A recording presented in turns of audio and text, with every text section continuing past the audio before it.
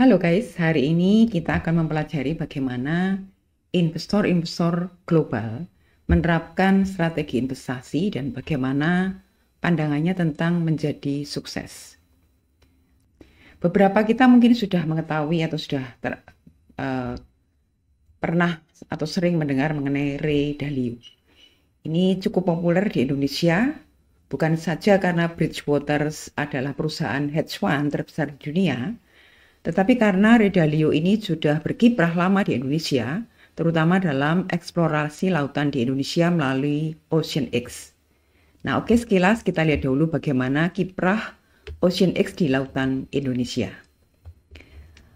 Ocean X itu adalah sebuah institusi yang didirikan untuk melakukan penelitian yang mendalam tentang lautan di seluruh dunia, termasuk di Indonesia. Nah, tentu saja ini bagus bagi kita karena Indonesia adalah negara lautan terbesar di dunia. Banyak rahasia dan potensi yang sama sekali belum terdeteksi dengan kekayaan lautan yang begitu luas dan berada di bawah Khatulistiwa.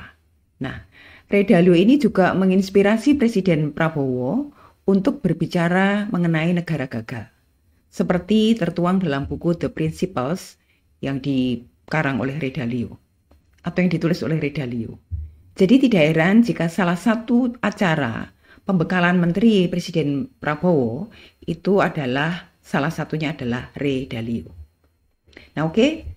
Sekilas kita lihat bagaimana presentasi dari Ray Dalio supaya kita juga semua bersama-sama mengetahui dan mengenal siapa sih Ray Dalio dan bagaimana kiprahnya.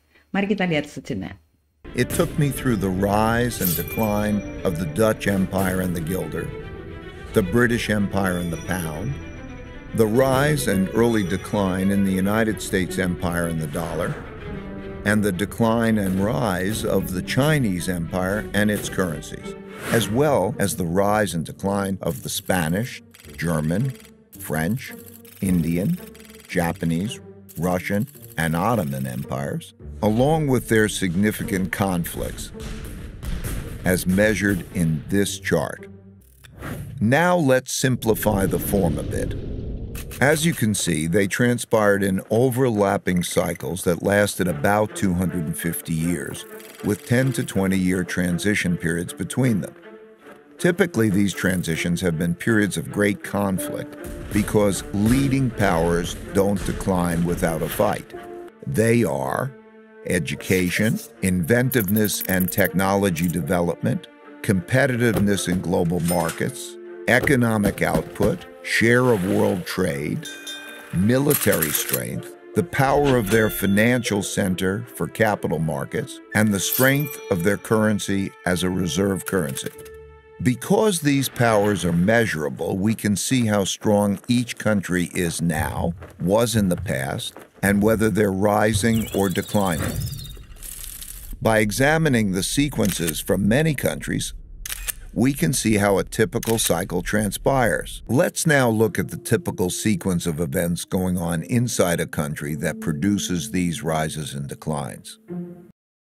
Nah, dari video ini kita lihat bahwa Nusantara sebelumnya pernah menjadi superpower di dunia ini sebelum Inggris, yaitu melalui VOC, sebuah perusahaan dagang milik Belanda di India Timur atau Indonesia saat ini.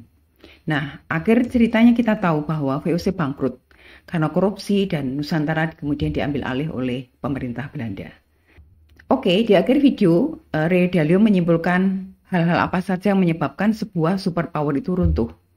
Video ini yang menginspirasi, tetapi di sini saya tidak ingin berbicara dari aspek atau dari sisi politik. Yang ingin saya tekankan adalah strategi investasi Ray Dalio dan pandangan hidupnya. Karena antara sukses dan pandangan hidup adalah dua hal yang tidak bisa dipisahkan.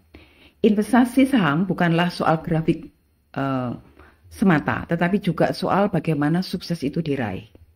Nah, berikut ini pandangan Ray Dalio mengenai apa yang harus dilakukan pemula untuk investasi. It's like a video game in the journey of life, you know?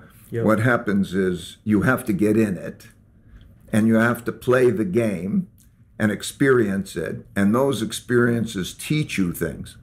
Now, the fact is that anybody can do this. I started doing it when I was 12. I didn't have any resources.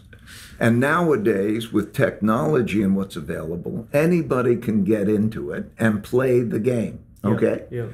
Then through that you encounter your obstacles, you learn, and then you do things better. And then as you do things better and you can make money in the game, the world will follow you. Yes, okay? Yes. So it's the same journey.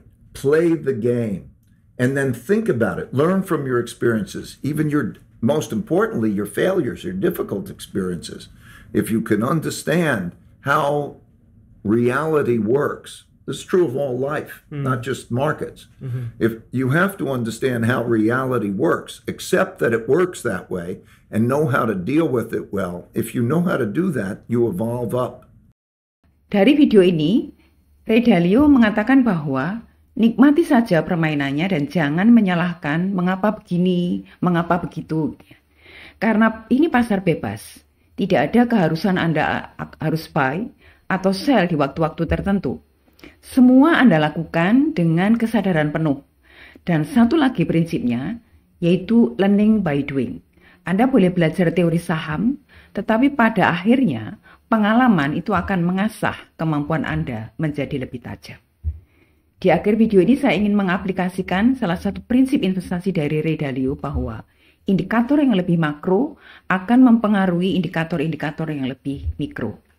Nah, berikut ini adalah perbandingan grafik antara pertumbuhan penjualan mobil di Indonesia di periode antara 2021 sampai 2024. Dibandingkan dengan harga saham ASII, Astra International sebagai pelaku industri mobil, dan IMAS, Indomobil Group yang juga memegang beberapa ATPM besar.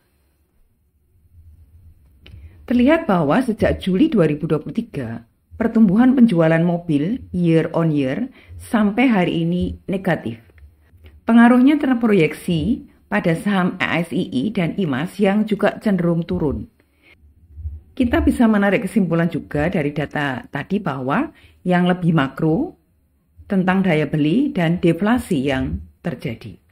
Grafik ini menceritakan dua hal setidaknya. Yang pertama adalah daya beli yang sedang turun dan itu berbahaya. Bisa berimbas pada sektor dan bisa menjadi bola salju liar jika itu tidak dihentikan. Nah, awalnya dari mana? Tentu saja tidak dari faktor tunggal. Tetapi fokusnya adalah bagaimana menyelesaikan masalah ini dengan cepat. Salah satunya adalah belanja negara, yang industrinya adalah UMKM dan industri dalam negeri.